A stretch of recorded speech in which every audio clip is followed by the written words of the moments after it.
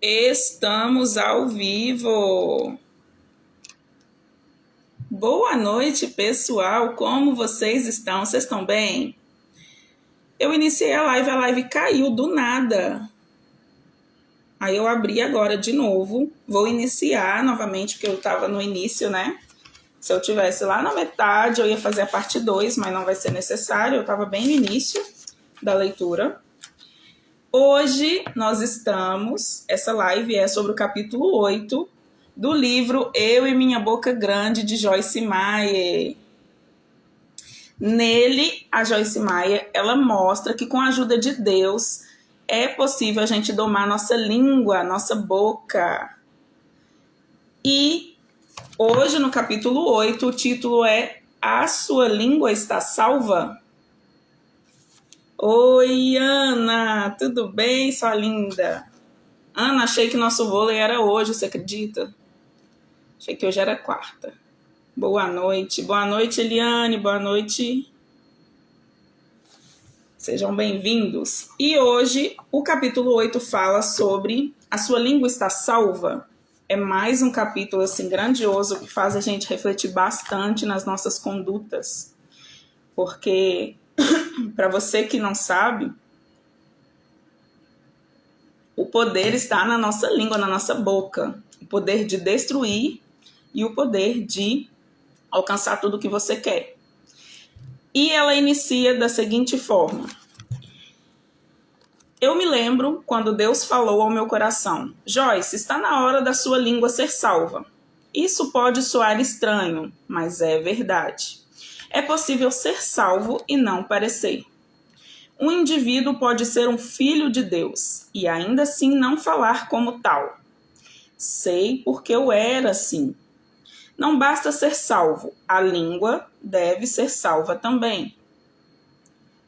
O apóstolo Paulo chama esse processo de desenvolver a nossa salvação. Oi, Ariane, boa noite, querida. Ariana. Em Efésios capítulo 2, do versículo 8 ao 9, Paulo declarou plenamente que a salvação não pode ser ganha. Ela é dada pela graça de Deus e recebida mediante a fé. A salvação não é a recompensa por boas obras, para que ninguém se glorie. No novo nascimento, Deus, por sua graça, misericórdia, amor e bondade, envia o seu Filho, Jesus Cristo, para viver em nós. Nos confere seu Espírito Santo e cria em nós um novo coração. Deus faz todo o trabalho e nós recebemos o dom gratuito da salvação pela fé. Trabalhar a salvação que recebemos gratuitamente é uma outra etapa da nossa caminhada com Ele. Deus deposita semente e nós cooperamos com a obra do Espírito Santo para que a semente cresça como uma planta que se apodera de todas as áreas da nossa vida.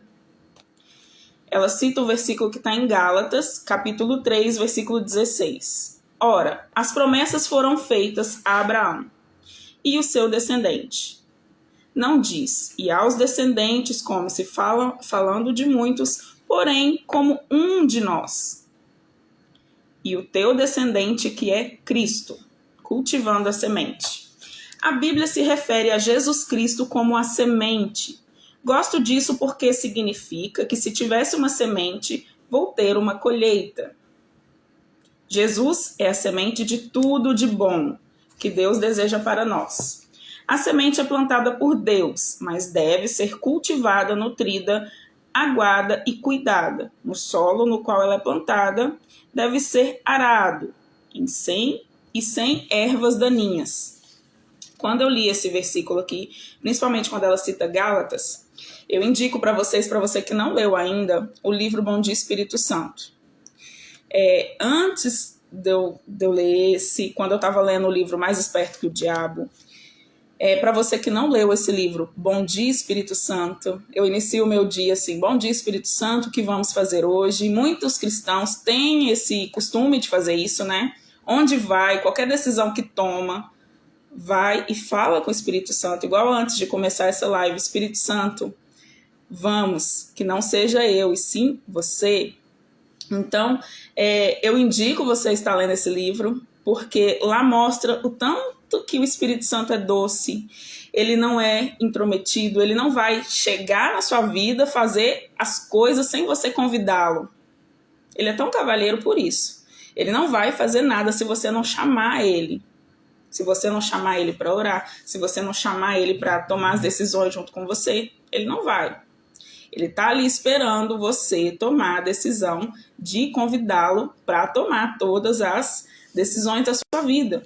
E quando a gente está com ele, é vitória certa, né, gente? Dá sempre certo. Aí ela continua.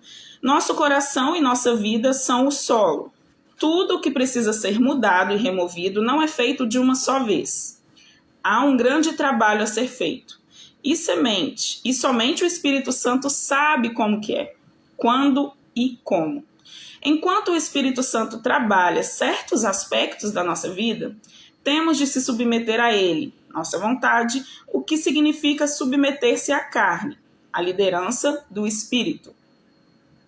Se cada um pudesse se lembrar do início da sua caminhada com Deus e fizesse um inventário de todas as coisas que o Espírito Santo mudou desde então, ficaria maravilhado em reconhecer quão diferente está agora, comparado ao quando começou. Lembro-me de que Deus começou trabalhando a questão da minha independência, pois não conseguia fazer nada sozinha. Nisso aqui eu até grifei, eu fiz uma reflexão. Você é cristão, depois que o Espírito Santo entrou, passou a habitar na sua vida, lembra lá no início e até hoje, os grandes feitos que ele fez na sua vida? É para trazer a sua memória. E isso nem é a sombra do que há de vir. Aí ela continua. Depois foi a vez das minhas motivações. Primeiro o Espírito Santo trabalhou na independência dela. Depois nas motivações. Ele me mostrou que o que eu fazia não era tão importante. O mais importante era por que fazia. É forte. Deus lidou com as minhas atitudes, com aquilo a qual eu assistia na TV, no cinema, com minha maneira de vestir, com os meus pensamentos e com a minha língua naturalmente. Para ser sincera, Deus tem tratado mais constantemente da questão da minha língua do que de qualquer outro aspecto. Eu grifei aqui e inclusive eu vi um vídeo sobre isso ontem. O tanto que é sério. A partir do momento que o Espírito Santo passa a habitar na sua vida, você chama ele vai tirando o seu eu e vai colocando um pedacinho de Cristo, né? E, consequentemente, você vai se tornando cada vez mais parecido com Cristo. Então, as suas vontades vão ficando de lado. Gente, isso não é fácil. É um processo. Não tem como acontecer de um dia para o outro. Mas isso acontece e é maravilhoso. Vou dar um exemplo bobo aqui. Geisa, a partir dessa caminhada aí, igual ela falou aqui, né? O Espírito Santo trabalhou nela, a maneira dela, a qual assistia televisão, noticiário, cinema. Geisa, tem mais de 2 anos que eu não assisto televisão. Não julgo quem assiste, tá tudo bem.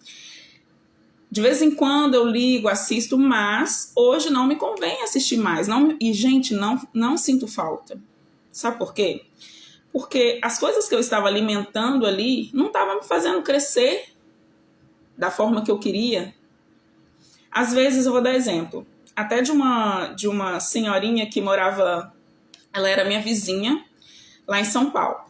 Ela assistia os noticiários direto, aqueles do Datena, sabe? Aquele do BAD, acho que é BAD que fala, da Record, aqueles noticiários que se espremer, ele sai sangue. E ela ficava só assistindo. E com isso, ela não saía de casa, ela não abria a porta, ela morria de medo, ela vivia com medo. Então, você vai viver aquilo que você alimenta. Se você está alimentando muita notícia triste, só noticiário, só coisas ruins, aquilo vai entrar dentro de você e fazer parte da sua vida. Então, é de se refletir o que você está alimentando, o que você está trazendo para dentro de você. Aí, a partir do momento que eu parei de assistir TV, passei a ler livro, passei a fazer outras coisas, gastar meu tempo com outras coisas, fez a diferença total na minha vida. E isso é real. quando ela fala aqui sobre o que o Espírito Santo mudou e moldou, eu não posso deixar de falar sobre isso. Aí ela continua. Para ser sincera, Deus tem tratado mais constantemente da questão da minha língua do que de qualquer outro aspecto. Quando Deus quer usar alguma coisa, o diabo com certeza levanta-se e vai tentar roubar isso.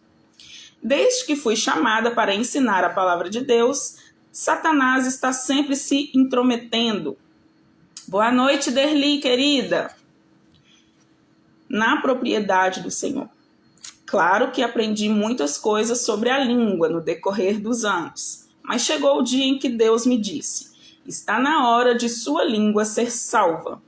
Sabia que isso não era apenas um pequeno ensinamento do Espírito Santo sobre o poder das palavras, mas uma revelação sobre mudança de vida por intermédio da língua.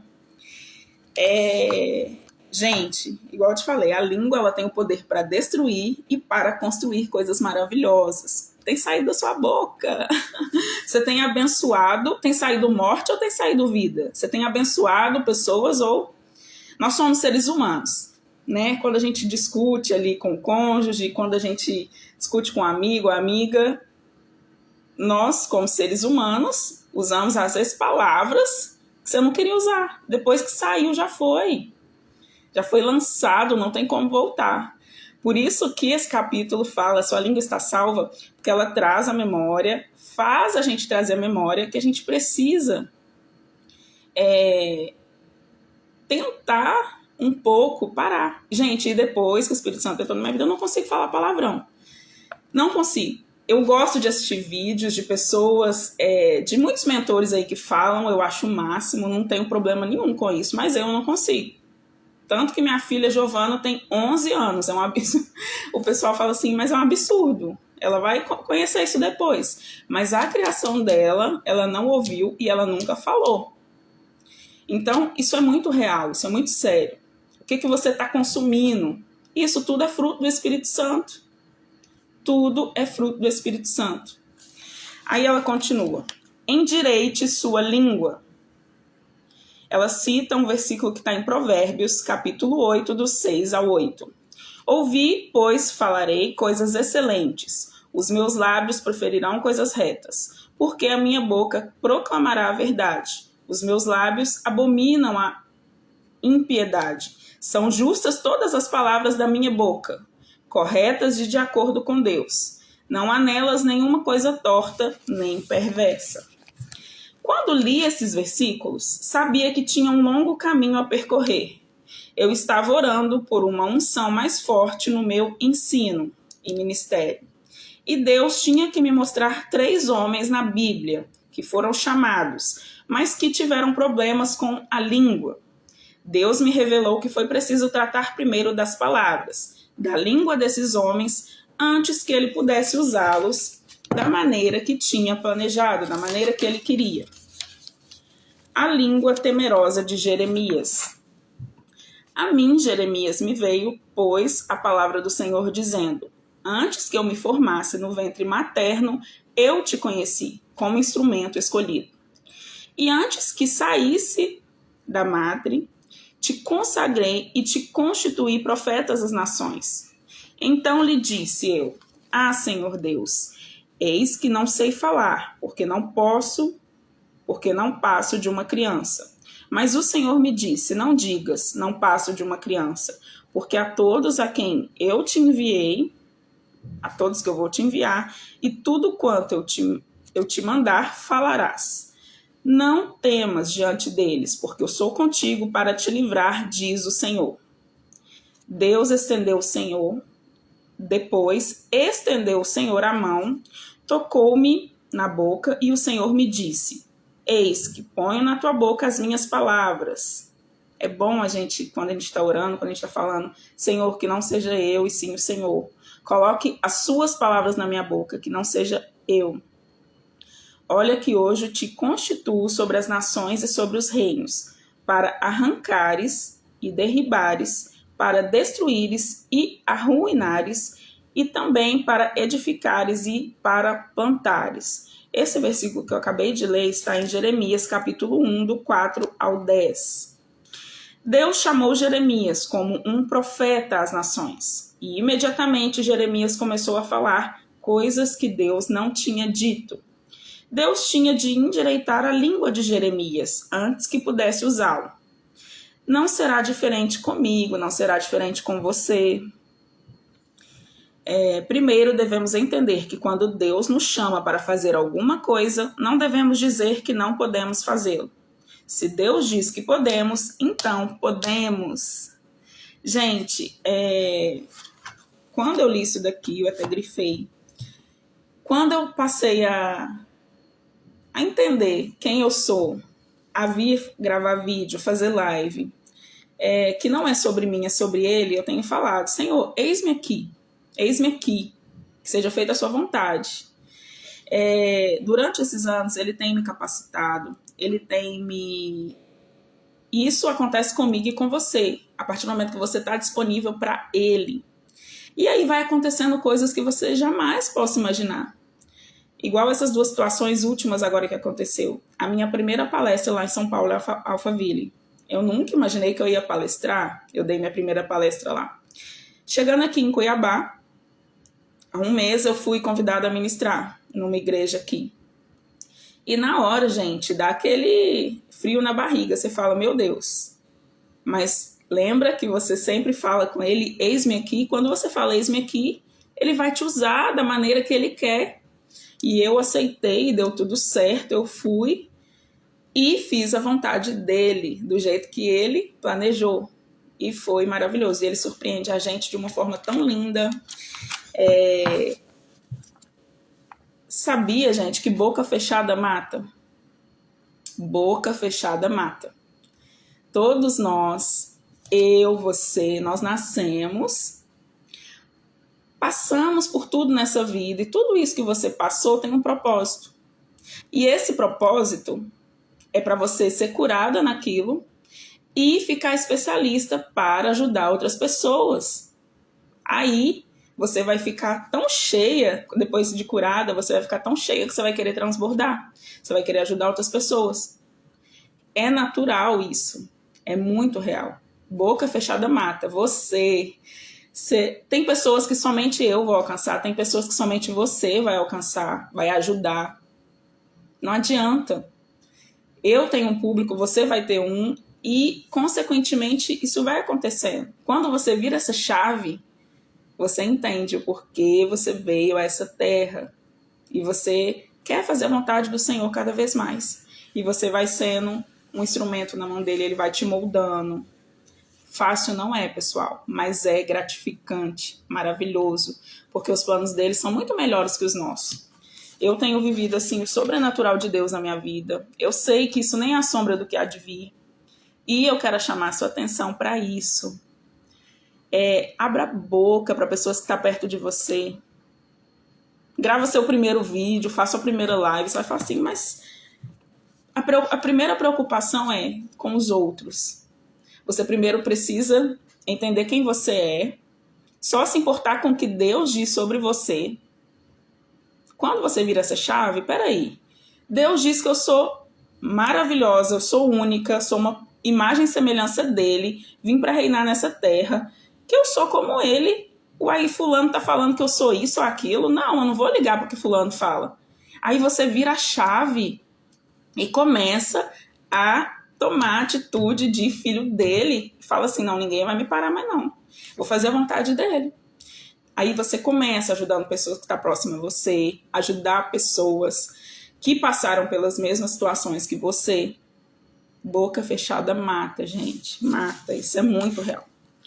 Aí ela continua.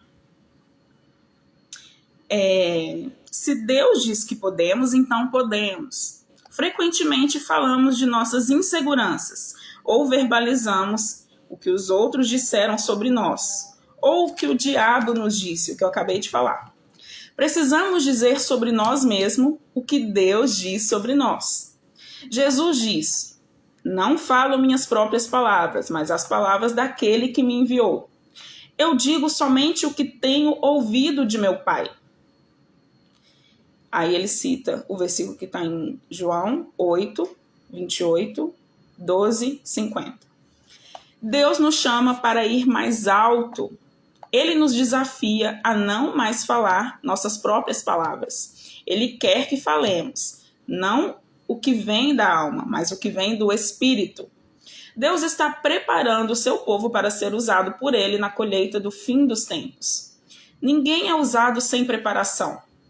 Gente, ninguém é usado sem preparação, ninguém precisa estar pronto para começar. Quando você começa, vocês já repararam que quem critica, que quem fala alguma coisa não construiu nada, está lá parado? Você vai se importar para quê? Aí depois que você começa, depois de algumas semanas, vai estar todo mundo te aplaudindo. Porque você teve a coragem que muitas pessoas não têm. Isso é muito real. Isso significa que Deus deve lidar conosco e que devemos nos submeter a Ele. Deus quer nos lapidar. Ele tem trabalhado em nossa vida há anos, mas agora está na hora de alguns ajustes finais. Você provavelmente ouviu outras mensagens sobre língua antes, porque isso está na palavra. Pode não ser uma nova revelação para você, mas a verdade é que, como muitos de nós, você e eu continuamos certas liberdades que já não lhes são permitidas. Nova etapa, novo demônio. Ela fala, um versículo que está em Jeremias, capítulo 5, 14. Portanto, assim diz o Senhor, o Deus dos exércitos, visto que proferiram eles, o povo, tais palavras, eis que converterei em fogo as minhas palavras na tua boca, Jeremias, e a este povo em lenha, e eles serão consumidos. Deus está nos chamando para subir mais alto, a uma nova etapa. E em cada nova etapa do poder e das bênçãos de Deus, experimentamos nova oposição. No passado, Jeremias pode ter falado da maneira que falamos agora. Mas Deus está chamando para uma nova etapa. Nela, aquele tipo de fala lhe causaria sérios problemas. Devemos reconhecer que as palavras erradas podem abrir portas para o inimigo que não desejaríamos. Durante anos, Deus me falou para não abrir portas. E um dia ele disse, Joyce, esqueça as portas. Satanás está procurando uma pequena brecha para entrar na sua vida. O que quer que Jeremias tenha feito não foi tão agressivo contra o reino das trevas, como o que Deus tinha planejado. Creio que a mesma coisa acontece na minha vida e na sua. Coisas que Deus deixou passar anteriormente, agora não são mais permitidas. Não podemos andar na carne e, na hora de exercer o nosso dom ministerial, tentar entrar no Espírito rapidamente. Não haverá nenhum poder, nenhuma unção.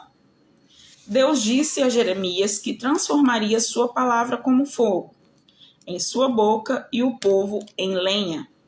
Eu creio nessa mesma coisa em minha vida e no meu ministério.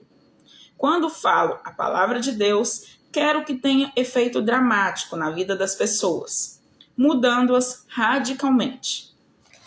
Você deveria querer também. Não temos mais tempo para um pouco aqui, um pouco lá, ficar com um pé lá e outro cá, resumindo. E isso está em Isaías, capítulo 28, versículo 10 ao 13. É hora de continuar a obra de Deus. Eu li alguns livros que falavam de reavivamentos passados e de como a unção do Senhor era poderosa na pregação. Centenas de pessoas caíam ao chão e começavam a clamar por livramento e salvação. Creio que essa é uma manifestação de Deus transformando as palavras da boca do pregador em fogo e o povo em lenha. Isso não acontecerá conosco se permitirmos que haja mistura de palavras em nossa boca. Talvez não experimentamos a perfeição completa nesta área, mas é hora de tratarmos esse compromisso de maneira muito mais séria. Orei por uma unção mais forte, e Deus estava prestes a dá-la. Mas primeiro ele disse, Joyce, é hora da sua língua ser salva. Quando pedimos algo a Deus, há coisas que que devem ser removidas primeiro do caminho para que a unção possa ser liberada. Ao adquirir uma nova mobília de quarto maior que o anterior, você pode ter de mudar algumas coisas para acomodá-la melhor. Não fique de luto pelo que tem que acabar. Alegre-se pelo que está chegando. Não fique apegado a coisas. Resumindo, a língua pesada de Moisés. Ela cita um versículo que está em Êxodo capítulo 4, versículo 10. Então disse Moisés ao Senhor: Ah, Senhor, eu nunca fui eloquente, nem outrora, nem depois que falaste a teu servo, pois sou pesado de boca e pesado de língua. Quando Deus chamou Moisés para ser seu porta-voz a Faraó e aos seus israelitas, ele alegou que não era tão eloquente para fazer o que Deus queria, porque tinha um problema com a boca. A resposta de Deus foi: quem fez a boca do homem? Não sou eu, o Senhor? Está no versículo 11. Às vezes pensamos que Deus não conhece todas as nossas fraquezas, mas Ele conhece. Quando entendi que Deus chamou para ministrar sua palavra em larga escala, eu o lembrei de que sou mulher. Duvido que Deus tenha se esquecido desse fato alguma vez. Eu mesma não via nenhum problema nisso, mas conhecia pessoas que não aceitavam, o que criou uma certa dúvida em mim. Aquela dúvida de ser eliminada antes que pudesse prosseguir. No versículo 12, Deus disse a Moisés: Vai, pois, agora, e eu serei com tua boca e te ensinarei o que hás de falar. Da próxima vez que Deus chamá-lo para falar por ele e o medo nascer em você, lembre-se, se ele o enviou, ele será com sua boca e o ensinará o que dizer. Os lábios impuros de Isaías. Aí ela cita o versículo que está em Isaías, capítulo 6, do 1 ao 9. No ano da morte do rei Uzias, eu vi o Senhor, numa visão, assentado sobre um alto e sublime trono, e as abas de suas vestes enchiam o templo. Serafins estavam por cima dele. Cada um tinha 6 asas, com 2 cobriam o próprio rosto, com 2 cobriam os seus pés e com 2 voavam. E clamavam uns aos outros, dizendo: Santo, Santo, Santo, é o Senhor dos exércitos. Toda a terra está cheia da sua glória. As bases do limiar se moveram à voz do que clamava, e a casa se encheu de fumaça. Então disse eu: Ai de mim, estou perdido, porque sou homem de lábios impuros. Habito no meio de um povo de impuros lábios. E os meus olhos viram o Rei, o Senhor dos exércitos. Então um dos serafins voou para mim, trazendo na mão uma brasa viva, que tirava do altar com uma tenaz. Com a brasa tocou a minha boca e disse: Eis que ela tocou os teus lábios. A tua iniquidade foi tirada, e perdoado o teu pecado. Depois disso, ouvi a voz do Senhor que dizia: A quem enviarei e a quem há de ir por nós? Disse eu: Eis-me aqui, envia-me a mim. Então disse ele: Vai e dize a esse povo: Ouvi, e não entendais. Vede, mas não percebais. Esse versículo está em Isaías, capítulo 6, do 1 ao 9. O chamado de Isaías é um exemplo excelente da necessidade de Deus purificar a língua antes de usar o homem. A passagem bíblica me ensina que quando entramos na presença de Deus, Ele vai lidar conosco. Isaías percebeu que tinha uma língua impura. Creio que o clamor do coração era por mudança. Por isso Deus lhe enviou ajuda. A aproximação do serafim com uma brasa viva é registrada aqui como um acontecimento instantâneo, o que nem sempre vai acontecer conosco. Preferíamos um livramento milagroso, mas normalmente creio que na maioria das vezes o Senhor tem de nos colocar num processo de limpeza. O que precisávamos extrair desses versículos é o princípio estabelecido neles. O versículo 7 declara que o pecado de Isaías foi perdoado. Portanto, podemos presumir que a sua língua impura era pecadora e precisava ser purificada. No versículo 8, vemos o chamado de Isaías. Deus disse: a quem enviarei e a quem há de ir por nós? Isaías respondeu: eis-me aqui, envia-me a mim. Seu coração queria servir ao Senhor, o que Deus já sabia antes de levá-lo à sua presença. Deus sempre busca alguém que tenha um coração perfeito em relação a Ele, não necessariamente alguém que tenha um coração perfeito diante dele. Olha que interessante. Deus sempre busca alguém que tenha um coração perfeito em relação a Ele, não necessariamente alguém que tenha um coração perfeito diante dele.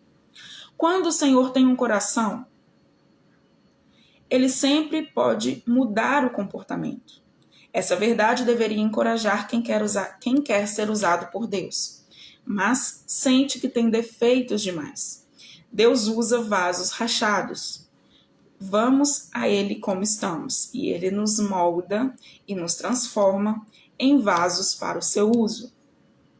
Depois que os lábios de Isaías foram purificados no versículo 9, Deus disse: vai e diz a este povo, o chamado, a unção e a capacitação, às vezes são concedidos separadamente, em diferentes períodos de tempo.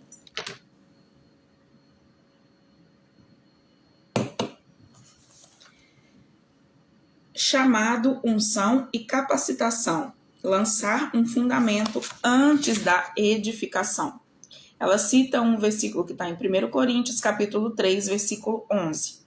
Porque ninguém pode lançar outro fundamento além de que já foi posto, o qual é Jesus Cristo, o Messias, o ungido. Deus me chamou e me ungiu. E essa unção aumentava enquanto eu ganhava experiência na ministração e me submetia à obra do Espírito Santo em minha alma. Ele me capacitou, me liberou para seguir em frente e começar a edificar seu reino somente depois de um fundamento adequado foi construído. Se você quer edificar o reino de Deus, deve gastar tempo em lançar um fundamento adequado. Um dos primeiros passos para lançar esse fundamento é endireitar a sua língua. Senhor, salva minha língua. Agora, para finalizar o capítulo 8, ela cita o versículo que está em João, capítulo 8, 32. Em verdade, e conhecereis a verdade, e a verdade vos libertará. Jeremias, Moisés e Isaías perceberam que Deus tinha de mudar alguma coisa na língua deles, para poder cumprir o chamado divino. O mesmo acontece comigo e com você. Deus curará nossa língua, mas primeiro devemos entender que necessitamos de cura. Jesus disse que a verdade nos liberta. O que precisamos dizer ao Senhor é: minha língua precisa ser salva. Senhor, minha língua precisa ser salva. E assim, ela finaliza o capítulo 8. Muito forte, né, pessoal? E real, né? O capítulo 9, já vou ler o título dele, que é na próxima live. O jejum inclui a língua.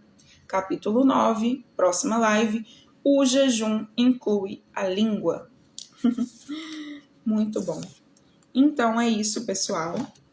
Assim foi finalizada a live do capítulo 8 do livro Eu e Minha Boca Grande, de Joyce Meyer.